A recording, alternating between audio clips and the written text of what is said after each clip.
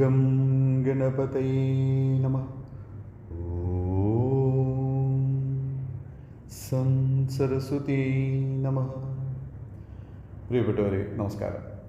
ലളിത സഹസ്രകത്തിലേക്ക് ആദരവോടെ സ്വാഗതം. ശ്രീമദ് ഭഗവത്ഗീതയിലെ 35-ാമത്തെ ശ്ലോകത്തോടുകൂടി നമുക്ക് തുടങ്ങാം. ഓം ശ്രീകൃഷ്ണ പരമാത്മനേ നമഃ. അഥ ശ്രീമദ് ഭഗവത്ഗീതായ സാഖ്യയോഗോ നാമ്നേ ദ്വിതീയോധ്യായേ 35 ശ്ലോകഃ. ഭയാദ്രുണാത് ഉപരതം വംസ്യന്തേ ത്വാം മഹാരഥാഃ യേഷാം ച ത്വം ബഹുമതോ ഭൂത്വാ യാസ്യസി ലാഘവം. അല്ലയോ അർജുന, ഭയം കൊണ്ട് യുദ്ധത്തിൽ നിന്ന് പിന്തിരിഞ്ഞവനായി മഹാരഥന്മാർ നിന്നെ കണക്കാക്കും. അവർക്കെല്ലാം ബഹുമാന്യനായിട്ടിരിക്കുന്ന നീ അങ്ങനെ വളരെ നിസാരനായി ഭവിക്കും.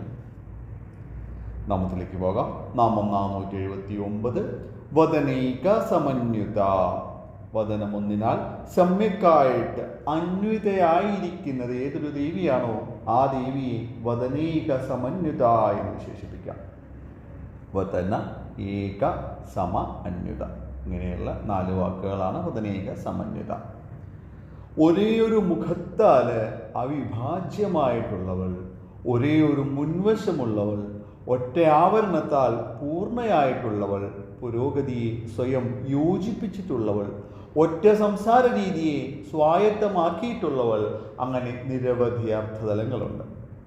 ഒറ്റ ആവരണം എന്നൊരർത്ഥത്തിലൂടെ നോക്കാം. അപ്പോൾ നമ്മുടെ ഉദ്ദേശ്യാർത്ഥങ്ങൾ വളരെ നന്നായിട്ടാണ് സംവേദിക്കപ്പെടുന്നത് എന്ന് കാണാം. ശരീരത്തിലായാലും പ്രകൃതിയിലായാലും അതങ്ങനെയാണ്.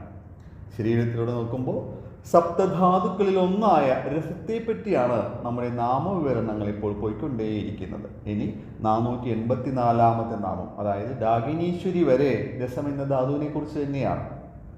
അങ്ങനെയുള്ള രസത്തിന് ഒറ്റ മുഖം മാത്രമേ ഉള്ളൂ എന്നാണ് വിവക്ഷ. ഏച്ചുകെട്ടില്ലാതെ ശരീരം മൊത്തം സംരക്ഷിക്കുന്ന ത്വക്കിനും ഒറ്റ മുഖമേ ഉള്ളൂ. അതിൻ്റെ തത്വമായ വായുവിനും ഒരു മുഖം മാത്രമേ ഉള്ളൂ. കണ്ഠത്തിലൂടെ നോക്കുമ്പോഴോ കണ്ഠനാളിയെ സത്യത്തിൻ്റെ മുഖമെന്നാണ് വ്യാഖ്യാനിക്കേണ്ടത്. ഇവിടെ സത്യമെന്ന വചനം അന്തർലീനമാണ്. എങ്ങനെയാണെന്നോ, എനിക്കൊരു മുഖമേ ഉള്ളൂ എന്ന് പലരും പറയാറുണ്ട്, ഇല്ലേ? ഈ സത്യം ഉള്ളിൽ മറഞ്ഞിരിക്കുന്നത് മൂലമാണ് അങ്ങനെയുള്ള സംസാരം വന്നു പോകുന്നത്.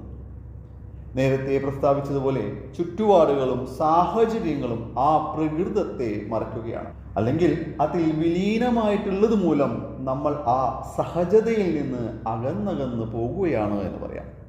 ശിരസ്സും ശരീരവുമായിട്ട് യോജിക്കുന്ന കണ്ഠം ഒരു സംസാര ബ്രഹ്മത്തിനെ തന്നെയാണ് ഉൾക്കൊള്ളുന്നത്.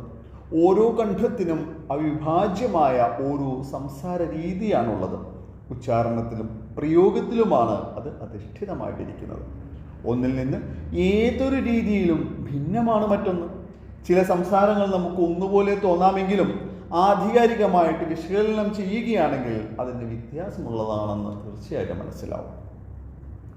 ഭക്തിരസത്തിലൂടെ നോക്കുമ്പോൾ സ്വരം സ്ഥിതി ചെയ്യുന്ന കണ്ഠത്തെയാണ് ദേവീയവാസമായി ഗണിച്ചിരിക്കുന്നത് എന്ന് പറഞ്ഞു. അവിടെ വസിക്കുന്ന ഡാകിനി ദേവി ഏകമുഖത്തിൽ ത്രിലോചനങ്ങളെ സൂക്ഷിച്ചുകൊണ്ട് 4 കൈകളോടെ ആരക്തവർണ്ണയായിട്ട് ശോഭിക്കുകയാണ്. അടുത്ത നാമം ആ ദേവിക്കുള്ള നൈവേദ്യത്തെയാണ് സൂചിപ്പിക്കുന്നത്. കൂടാതെ 16 സ്വരാക്ഷരങ്ങളെ പ്രതിനിധാനം ചെയ്തുകൊണ്ട് 16 മാതൃക്കളും അവിടെയാണ് വസിക്കുന്നത്. പുഷ്ടി എന്ന നാമത്തിൽ 16 മാതൃക്കളുടെയും നാമം പ്രസ്താവിച്ചിരുന്നു. ഡാകിനി ദേവിയുടെ ആജ്ഞാനുവർത്തികളാണ് ഈ മാതൃക്കളെല്ലാം. അവിടെ അവരെല്ലാം ഒരു മുഖത്തിലൂടെ നിർഗമിക്കുവാൻ യോജിച്ചവരാണ്. താത്വികമായിട്ടും നോക്കാം. ദേവി എന്ന പ്രതീകത്തിന് മനുഷ്യരെ പോലെ ഒറ്റ മുഖം മാത്രമേ ഉള്ളൂ എന്നും അനേക മുഖങ്ങൾ എന്നത് പല പല തത്വങ്ങളുടെ സമന്വയമാണ് എന്നും മനസ്സിലാക്കണം. കാരണം നിറച്ചാർത്തുകളിലൂടെ മനുഷ്യ മനസ്സിനെ ആകർഷിക്കുക എന്നത് ആധ്യാത്മികതയിൽ കുറച്ചുകൂടെ സരളമാണ്. എന്നാൽ ഈ ഒറ്റ മുഖത്തിൻ്റെ പ്രതീകമായിട്ടാണ് ഗണപതിയെ നാം ആരാധിക്കുന്നത്. എന്തൊക്കെ അവതാരങ്ങൾ കൈക്കൊണ്ടാണെങ്കിലും അലങ്കാരങ്ങൾ സ്വീകരിക്കുകയാണെങ്കിലും ഗണപതിയുടെ വദനത്തിന് മാറ്റമൊന്നും സംഭവിക്കുന്നില്ല, അല്ലേ? അതിപ്പോൾ പ്രചണ്ഡ രൂപമാണെങ്കിൽ പോലും ഗണേശൻ്റെ മുഖം മാറുന്നില്ല. എന്നാൽ മറ്റു ദേവതമാർക്ക് പല പല ഭാവങ്ങളും രൂപങ്ങളുമാണ് കൊടുത്തിരിക്കുന്നത്. അതിന് കാരണം ഗണപതി ലൗകിക പ്രപഞ്ചത്തിൻ്റെ മൂർത്തിമത് ഭാവമാണ് എന്നുള്ളതാണ്. എന്തെല്ലാം തരത്തിലുള്ള വേഷങ്ങൾ അണിയുകയാണെങ്കിലും അതിന് മാറ്റം സംഭവിക്കുവാൻ പാടില്ല. അതുകൊണ്ടാണ് അങ്ങനെ. നാം ഇവിടെ അവസാനിപ്പിക്കുമ്പോൾ ഒറ്റ മുഖത്താലായിരിക്കണം നാം എല്ലാം പ്രകീർത്തിതർ ആവേണ്ടത്. നമസ്കാര ശബ്ദം. ഓം വദനൈക സമന്വിതായൈ നമഃ. നന്ദി, നമസ്കാരം.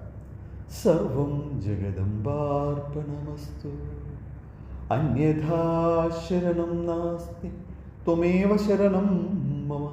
തസ്മാത് കാരുണ്യഭാവേന രക്ഷ രക്ഷ മഹേശ്വരി.